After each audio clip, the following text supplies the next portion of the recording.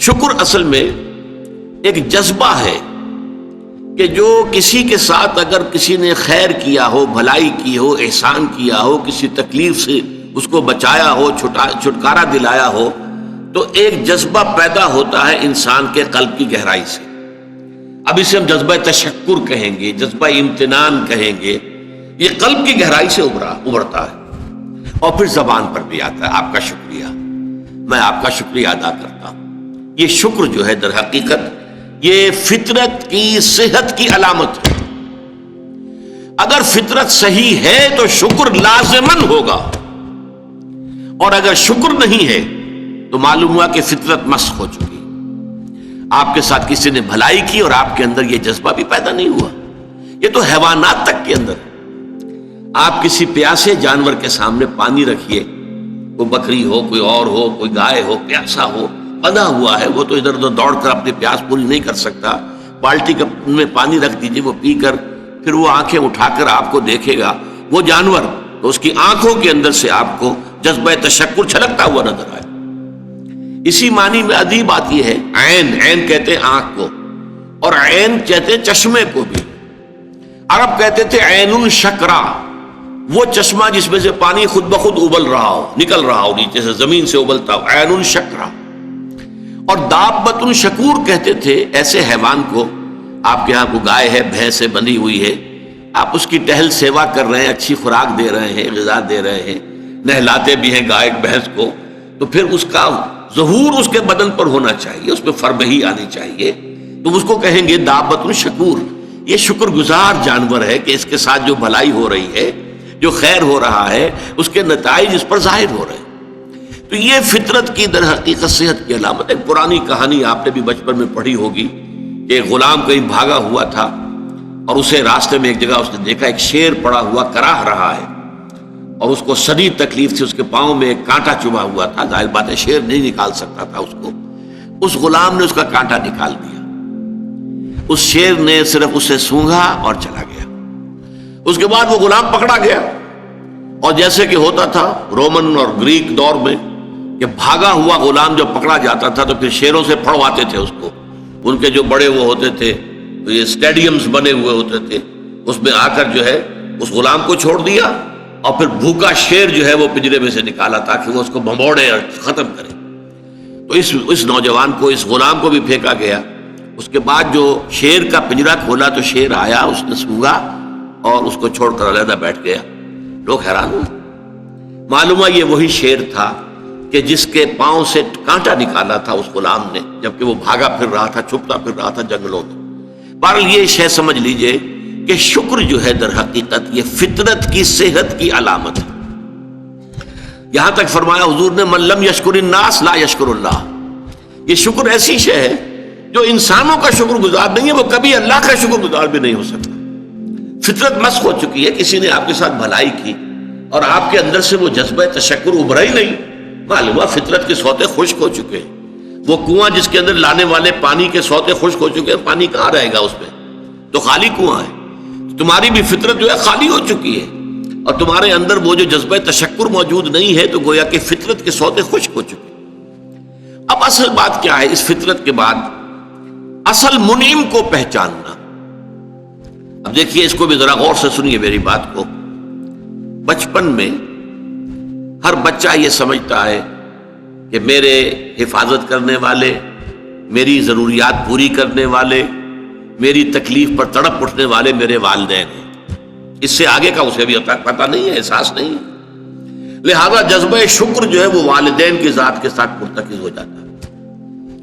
اس سے ذرا آگے بڑھا، معلوم نہیں میرا کنبہ ہے، میرے چچا ہیں، میرے ماموں ہیں، میرے فلاں ہیں، میرے کنبے قبیلے کے لوگ ہیں، میری قوم ہے، میرا وطن ہے.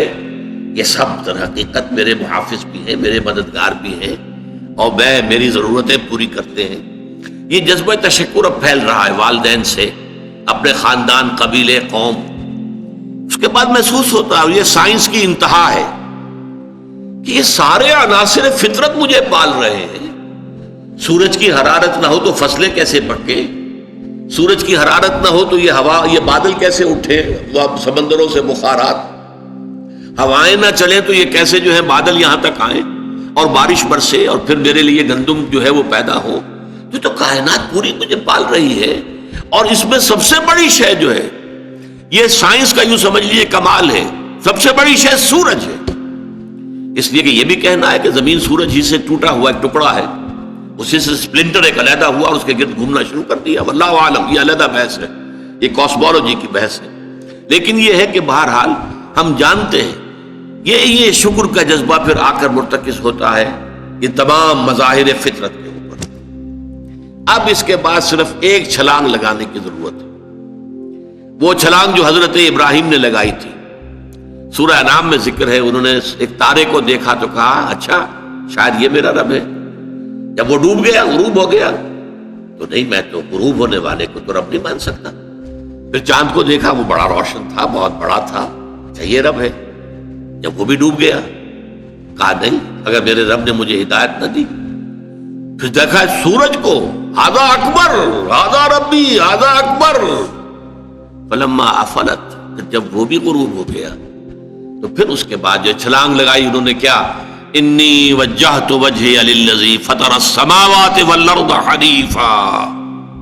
میں نے اب اپنا رخ کر لیا ہے، اپنا چہرہ کر لیا ہے رخ پر اس ذات کے جس نے آسمانوں اور زمین کو پیدا کیا ہے، جو سورج اور چاند اور ستاروں کا پیدا کرنے والا ہے. حنیفاً، یکسو ہو کر. وما انا من المشرکین، اور میں ہرگز مشرکوں میں سے نہیں. یہ ہے عقل کی آخری چھلانگ. سورج بھی ایک نظام میں جکڑا ہوا ہے، کسی اور نے اس کا نظام بنایا ہے، اس کی حیثیت کچھ ہے ہی نہیں. اس پوری کائنات کی وسعت اور پہنائی میں یہ جو خورشید منور ہے یہ کیا ہے؟ یہ ایک ذرے کے مانند ہے. پوری کائنات کی billions and billions of galaxies, اور ہر گیلیکسیز میں billions and billions of stars. اندازہ تو کیجئے اس کی وسعت کا کوئی تصور ممکن ہے؟ انسان کو چکر آتا ہے. یہ تمام جو ہے اعداد و شمار جو یہ آتے ہیں ہمارے سامنے ایسٹرونومی میں، چکر آتا ہے. سورج کی کیا حیثیت ہے؟ ہاں ایک ہستی ہے کہ جس نے ان سب کو جکڑا ہوا ہے، جس کے نظام میں ہے، جس کے قانون کے اندر یہ جکڑے ہوئے ہیں. بحسبان، یہ ایک حساب کے ساتھ چل رہے ہیں اور حساب کسی نے معین کیا ہوا. یہ ہے در حقیقت عقل کا کام. یعنی فطرت کی سلامتی، جذبہ تشکر. شکر کس کا؟ سب سے بڑی بات اللہ کا شکر. ایک بات اور نوٹ کر لیجئے، یہی جذبہ تشکر ہے جو پھر عبادت کی شکل اختیار کرتا ہے. دیکھیے شکر، آپ کے ساتھ کسی نے بھلائی کی، آپ کی فطرت کا تقاضا نمبر 1 یہ کہ اس کا شکریہ ادا کریں. نمبر 2 یہ کہ آپ بھی کوشش کریں کہ کوئی میں بھی اس کی خدمت کروں، کو میں اس کو بدلہ دوں. هل جزاء الاحسان الا الاحسان، بھلائی کا بدلہ سوائے بھلائی کے اور کیا ہو سکتا ہے؟ لیکن فرض کیجئے کہ وہ ہستی اتنی بلند و بالا ہو، والدین کی آپ کچھ نہ کچھ خدمت کر کے کچھ کسی درجے میں جو انہوں نے بچپن میں پالا پوسا تھا، کسی درجے میں آپ اس کا جواب، اس کا بدلہ دے سکتے.